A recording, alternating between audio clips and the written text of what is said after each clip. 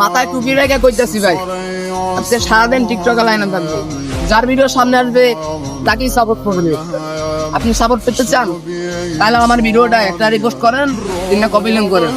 আপনার video 100% viral ইনশাআল্লাহ।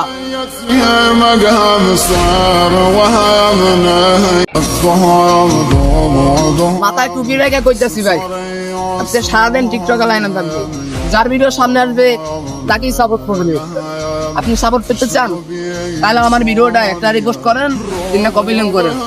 আপনার ভিডিও 100% ভাইরাল ইনশাআল্লাহ।